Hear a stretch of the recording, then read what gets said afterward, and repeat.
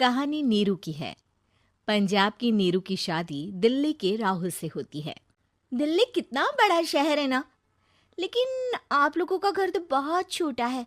हमारे पंजाब में तो ये बड़े बड़े घर होते हैं कि मजा ही आ जाता है। कोई बात नहीं नीरू, मैं भी तुम्हारे लिए बहुत बड़ा मकान बनाऊंगा बहुत जल्दी। नीरू के पिता जहाँ पंजाब के जाने माने व्यापारी थे, वहीं उसका पति राहुल दिल्ली में एक सिंपल नौकरी करता था। माँ, यहाँ तो घी मक्खन इतना महंगा है कि क्या बताऊं। मैं तो तरस ही जाती हूँ घी खाने के लिए। नीरू की माँ को ये सुनकर बहुत दुख होता है। मेरी बेटी को घी नसीब नहीं हो रहा है और ये बहू यहाँ बैठकर घी में शक्कर डाल रही है। देख वनिता, मैं साफ कह रही हूँ, इस घर में जितना घी आएगा उतना ही मेरी बेटी के घर दिल्ली भी जाएगा।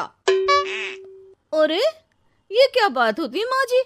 बेटी का उतना ही करो जो अच्छा लगे। अब क्या मायके से घी और मक्खन तक की सप्लाई करोगी आप? हाँ, मेरी बेटी किसी चीज को तरसे मुझसे बर्दाश्त नहीं होता। अब क्या था, नीरू के मायके में 2 किलो घी आता तो 2 किलो दिल्ली जाता नीरू के पास। एक दिन, माँ बड़ी गर्मी पड़ती है दिल्ली में। इस घर में तो एक ही एसी है और वो भी ड्राइंग रूम में। सारा परिवार एक ही कमरे में सोता है।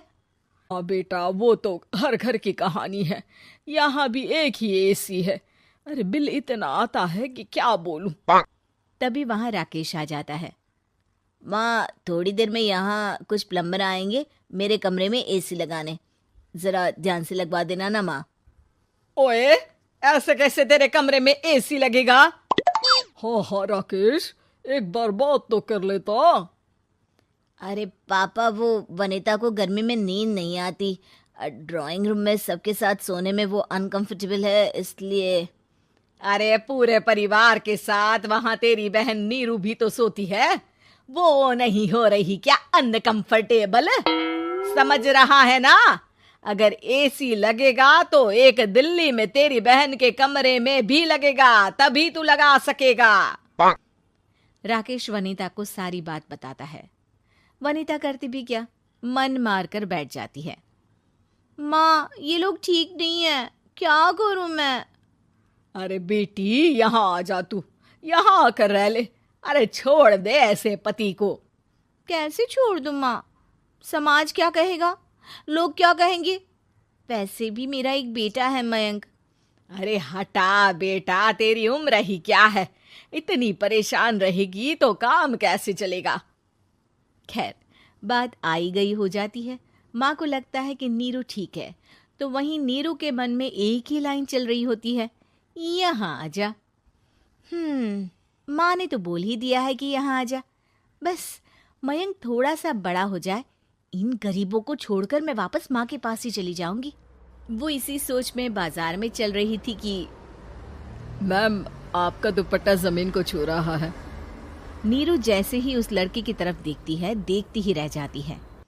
हाय रे, कितना सुंदर लड़का है ये। अब क्या हुआ? मैंने कहा आपका दुपट्टा। तो खुद ही उठाकर दे दो ना। लड़का समझ जाता है कि नीरू उस पर फिदा हो चुकी है। वो उससे उसका नंबर लेकर चला जाता है। अब क्या था, नीरू और रोहित में लगातार बातें होने लगती है। मैं हरियाणा का रहने वाला हूँ, यहाँ एक बड़ी कंपनी का मैनेजर हूँ। अच्छा, और कितने बच्चे हैं तुम्हारे? बच्चे? अरे मेरी तो शादी भी नहीं हुई है। तुम बताओ, शादी करोगी? नीरू शर्मा जाती है। अब लेकिन मैं तो पहले से ही शादीशुदा हूँ। मुझे फर्क नहीं पड़ता, बस तुम शादी कर लो। भाग चलते हैं, बहुत पैसे वाला हूँ मैं, हमेशा खुश रखूंगा तुम्हें। नीरू रोहित से मिलकर सारा प्लान बना लेती है और फिर एक दिन घर से भाग जाती है। दोनों शादी कर लेते हैं।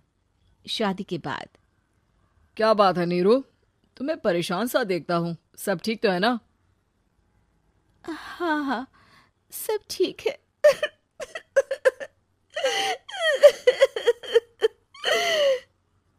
ये कहते कहते ही वो रोने लगती है। अरे क्या हो गया, रो क्यों रही हो? मैंने तुमसे एक बात छुपाई है। और वही बात अब मुझे परेशान कर रही है। रोहित, मेरा एक बेटा भी है, उसका नाम मयंक है। क्या बात कर रही हो? ये तुमने मुझे पहले क्यों नहीं बताया? देखो नीरू, मेरी माँ को मैंने ये नहीं बताया है कि तुम शादीशुदा हो। बच्चा मैं मैनेज नहीं कर पाऊंगा।